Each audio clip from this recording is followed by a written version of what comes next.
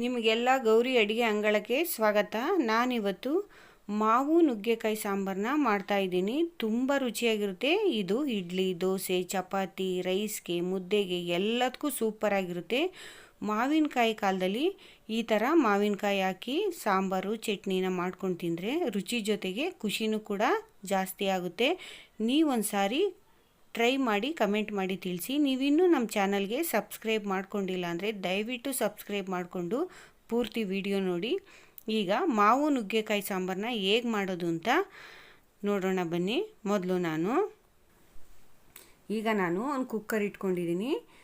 ಈ ಕುಕ್ಕರ್ಗೆ ನೋಡಿ ಒಂದು ಚಿಕ್ಕ ಬಟ್ಲಲ್ಲಿ ಒಂದು ಬಟ್ಲು ತೊಗರಿಬೇಳೆ, ಒಂದು ಬಟ್ಲು ಹೆಸರು ಬೇಳೆನ ನಾನು ಸೇರಿಸ್ಕೊತಾ ಇದ್ದೀನಿ. ಸೇರಿಸ್ಕೊಂಡ್ಮೇಲೆ ಒಂದು 2-3 ಸಾರಿ ತೊಳ್ಕೊಳ್ಳೋಣ. ಇದನ್ನು ನೋಡಿ, ಈಗ ತೊಳ್ಕೊಂಡಿದ್ದೀನಿ ನಾನು. ಈಗ ಸ್ಟವ್ ಆನ್ ಮಾಡಿ ಇದಕ್ಕೆ ಒಂದು 2 ಆಲೂಗೆಡ್ಡೆನ ಸೇರಿಸ್ತಾ ಇದ್ದೀನಿ. ನೋಡಿ, ಈ ಥರ ಮಾವಿನಕಾಯಿನ 2 ಕಟ್ ಮಾಡಿ ಇದರೊಳಗಡೆ ಸೇರಿಸ್ತೀನಿ. ಮೇಲೆ ಎಲ್ಲ ಸಿಪ್ಪೆ ಎಲ್ಲ ಎರೆದು ಸಣ್ಣಗೆ ಕಟ್ ಮಾಡಿ ನೋಡಿ ಸೇರಿಸ್ಕೊತಾ ಇದ್ದೀನಿ. ನೀವು ಬೇಕಾದರೆ ಒಂದನ್ನು ಸೇರಿಸ್ಕೋಬೋದು, ಹುಳಿ ಜಾಸ್ತಿ ಬೇಡ ಅಂದರೆ. ನಾನು 5 ಟೊಮೊಟೊ ಸೇರಿಸ್ತಾ ಇದ್ದೀನಿ. ಟೊಮೊಟೊ ಬೇಕು ಅಂದರೆ ಹಾಕ್ಕೊಳ್ಳಿ, ಯಾಕೆಂದರೆ ಮಾವಿನಕಾಯಿ ಹಾಕಿರೋದ್ರಿಂದ ಟೊಮೊಟೊ ಅವಶ್ಯಕತೆ ಇಲ್ಲ. ನಾನು ಸೇರಿಸ್ತಾ ಇದ್ದೀನಿ. ಈಗ ಒಂದು ಅರ್ಧ ಟೀ ಸ್ಪೂನ್ ಅರಿಶಿನ ಸೇರಿಸಿ ಇದು ಮುಳುಗೋವಷ್ಟು ನೀರನ್ನು ನಾವು ಸೇರಿಸೋಣ. ಸೇರಿಸಿದ ಮೇಲೆ ಇದನ್ನು ಚೆನ್ನಾಗಿ ಮಿಕ್ಸ್ ಮಾಡೋಣ. ಮಿಕ್ಸ್ ಆದಮೇಲೆ ಕುಕ್ಕರ್ ಕ್ಯಾಪನ್ನು ಮುಚ್ಚಿ 2 ವಿಷಲ್ನ ಬರ್ಸ್ಕೊಳ್ಳೋಣ. 2 ವಿಷಲ್ ಬರ್ಸ್ಕೊಂಡ್ರೆ ಚೆನ್ನಾಗಿ ಬೇಳೆ ಬೆಂದಿರುತ್ತೆ. 2 ವಿಷಲ್ ಆದರೆ ಸಾಕಾಗುತ್ತೆ. ಈಗ ನೋಡಿ 2 ವಿಷಲ್ ಆಗಿದೆ.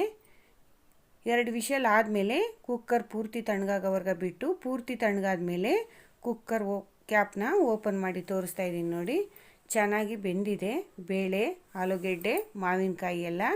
ಈಗ ಈ ಟೊಮೊಟೊನ ಬೇರೆ ನಾನು ಎತ್ತಾಕೋತಾ ಇದ್ದೀನಿ. ಅದನ್ನು ಸಪ್ರೇಟಾಗಿ ಕಿವುಚಿ ಬಿಡೋಣ.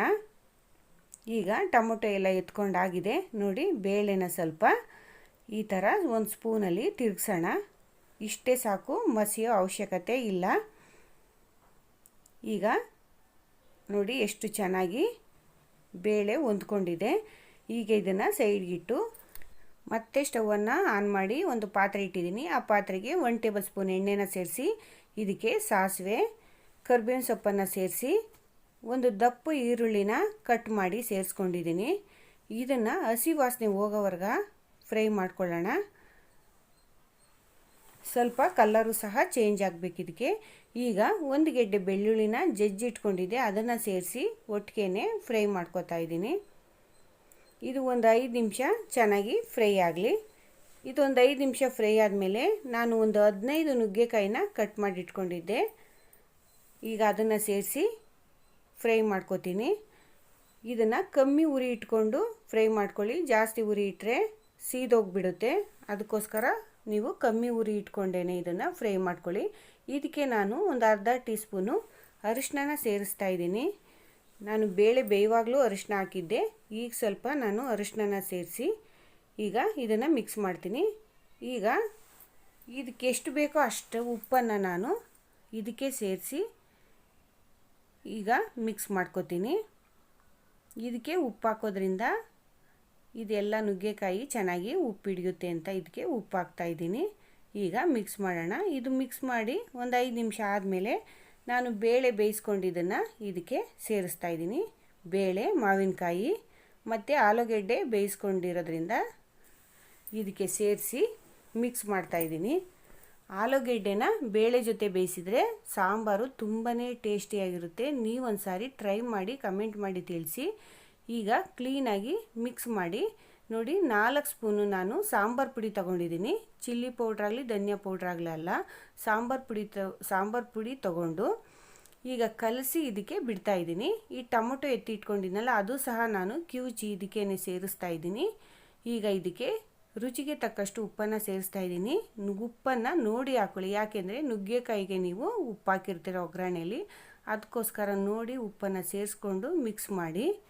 ಈ ಸಮಯದಲ್ಲಿ ನಿಮ್ಗೆ ಎಷ್ಟು ನೀರು ಬೇಕೋ ನೋಡಿ ಹಾಕ್ಕೊಳ್ಳಿ. ಒಂದೇ ಸಾರಿ ಸೇರಿಸ್ಕೊಳ್ಳೋಕೆ ಹೋಗಬೇಡಿ, ಸ್ವಲ್ಪ ಸ್ವಲ್ಪನೇ ಸೇರಿಸ್ಕೊಂಡು ಎಷ್ಟು ಗಟ್ಟಿ ಬೇಕು ಎಷ್ಟು ತೆಳು ಬೇಕು ಅನ್ನೋದನ್ನು ನೋಡ್ಕೊಳ್ಳಿ.